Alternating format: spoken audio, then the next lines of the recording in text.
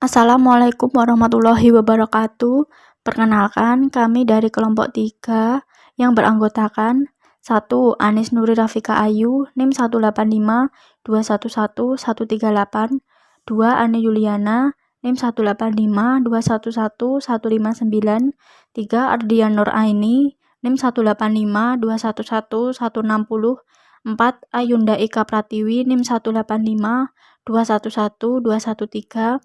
Yang kelima, Azalia Banuwati, NIM 185211277. 6. Krisna Asada, NIM 185211275. Yang ketujuh, Devi Nur Khotimah, NIM 185211265. Yang ke-8, Duha Nur Hidayah, NIM 185211137. Dan yang ke-9, Diah Ayu Intan Safitri, NIM 185211134. Di sini kami akan menjelaskan materi tentang analisis risiko pada rasio keuangan. Selamat menyaksikan. Sumber resiko. Sumber resiko ada 4. Yang pertama, sumber resiko yang berasal dari internasional. Contoh resiko yang timbul: 1. Ketidakstabilan pemerintah lokal. 2. Ketidakstabilan kebijakan pemerintah setempat. 3. Pengambil alihan perusahaan oleh pemerintah setempat. 4. Resiko perubahan kurs mata uang. 5. Resensi dunia. Lalu sumber yang kedua berasal dari domestik. Contoh resiko yang timbul: 1. Resesi. 2. Inflasi atau deflasi. 3. Perubahan tingkat bunga. 4. Perubahan demografis. 5. Perubahan kebijakan dalam negeri.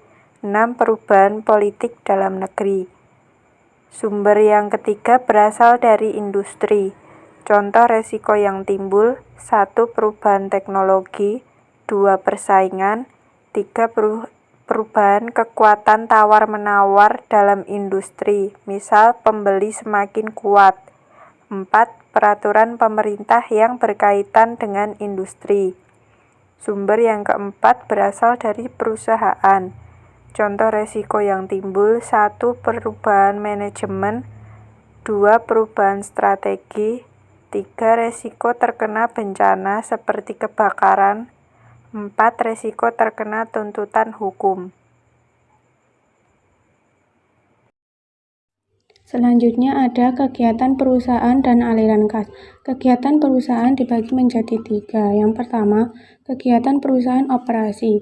Kemampuan perusahaan menghasilkan kas menggunakan profitabilitas perusahaan. Kebutuhan yang menggunakan kas menggunakan kebutuhan modal kerja. Dan analisis yang digunakan kegiatan perusahaan operasi yaitu likuiditas jangka pendek. Yang kedua ada kegiatan perusahaan investasi. Kemampuan perusahaan menghasilkan kas menggunakan penjualan aset perusahaan. Kebutuhan yang menggunakan kas menggunakan kebutuhan investasi pada aktiva baru. Dan analisis yang digunakan pada kegiatan perusahaan investasi yaitu likuiditas jangka panjang. Yang ketiga ada kegiatan perusahaan pendanaan. Kemampuan perusahaan menghasilkan kas menggunakan kapasitas meminjam. Kebutuhan yang menggunakan kas menggunakan membayar utang dengan bunga dan kewajiban lainnya. Dan analisis yang digunakan pada kegiatan perusahaan pendanaan menggunakan likuiditas jangka panjang. Beberapa kategori risiko dalam analisis rasio. Yang pertama itu risiko jangka pendek dan jangka panjang.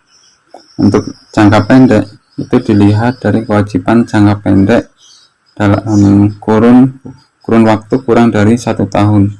Untuk jangka panjang itu dilihat dari kewajiban jangka panjangnya.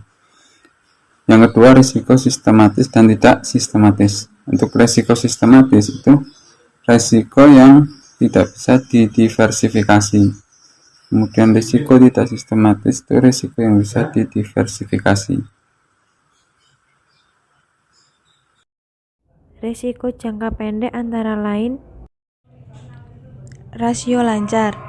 Rasio lancar adalah rasio yang mengukur kemampuan perusahaan memenuhi utang jangka pendeknya dengan menggunakan aktiva lancar. Rumus dari rasio lancar yaitu aktiva lancar dibagi dengan hutang lancar.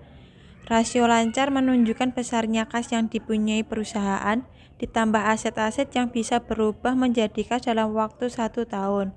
Relatif terhadap besarnya utang-utang yang jatuh tempo dalam jangka waktu dekat atau tidak lebih dari 1 tahun pada tanggal tertentu seperti tercantum pada neraca. Selanjutnya mengenai rasio Quick. Rasio Quick atau sering disebut sebagai rasio tes. Rasio ini menggunakan aset-aset yang akan berubah menjadi kas dengan lebih cepat. Karena persediaan dianggap sebagai aktiva yang paling lama untuk berubah menjadi kas, maka dalam perhitungan rasio Quick, persediaan dikeluarkan dari angka yang dibagi atau numerator. Dengan demikian, aktiva lancar yang dimasukkan adalah kas, surat-surat berharga, dan piutang.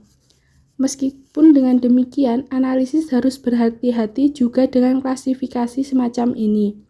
Pada beberapa industri, barangkali persediaan akan berubah cepat menjadi kas, lebih cepat dibandingkan piutang dari industri lain.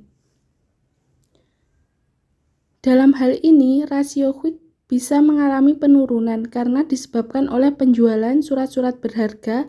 Secara umum, rasio lancar dengan Quick rasio mempunyai korelasi yang tinggi. Analisis akan memperoleh informasi yang sama atau searah dari kedua rasio tersebut, kecuali apabila terjadi perubahan-perubahan pada persediaan, maka kedua rasio tersebut mungkin akan menghasilkan informasi yang berbeda. Misalkan saat aset-aset lain tetap, hanya persediaan yang nilainya menunjukkan penurunan.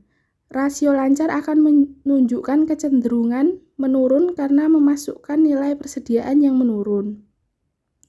Sementara resiko Quick akan menunjukkan kecenderungannya tetap atau stabil.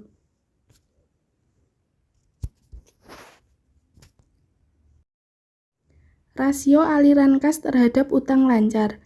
Rasio ini digunakan untuk melengkapi rasio-rasio sebelumnya, yaitu rasio lancar dan Quick rasio. Aliran kas dari operasi dilaporkan dalam laporan aliran kas atau analisis sumber dan kegunaan dana. Kas tersebut merupakan kelebihan kas yang diperoleh dari operasi setelah semua kebutuhan modal kerja dan pembayaran utang lancar telah dipenuhi.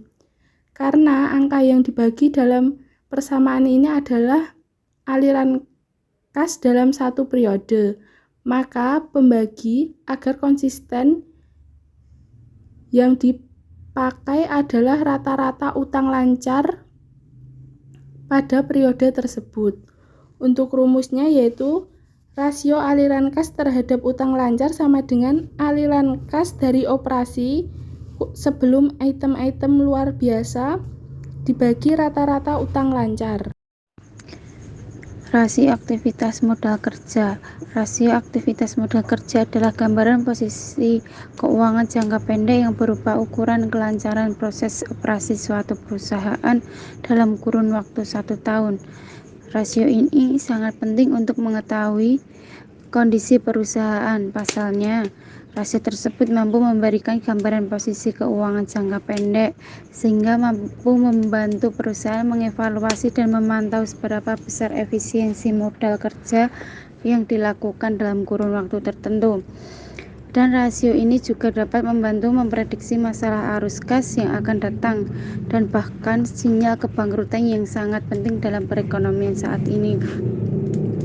Beberapa hal yang patut dicermati dalam melakukan analisis pada rasio aktivitas modal kerja antara lain kemampuan perusahaan membayar utang-utangnya secara tepat waktu, penggunaan modal kerja yang efisien oleh manajemen, modal kerja masuk dalam kategori cukup, kurang, atau berlebihan, peringkat kredit atau kredit rating perusahaan menguntungkan atau tidak, perkembangan posisi keuangan jangka pendek.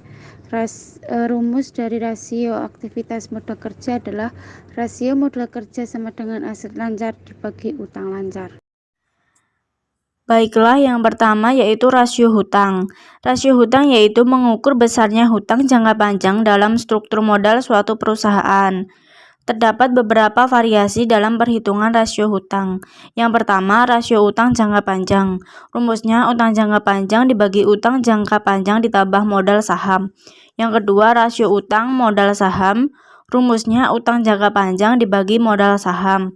Yang ketiga, rasio utang jangka panjang total aset. Rumusnya utang jangka panjang dibagi total aset.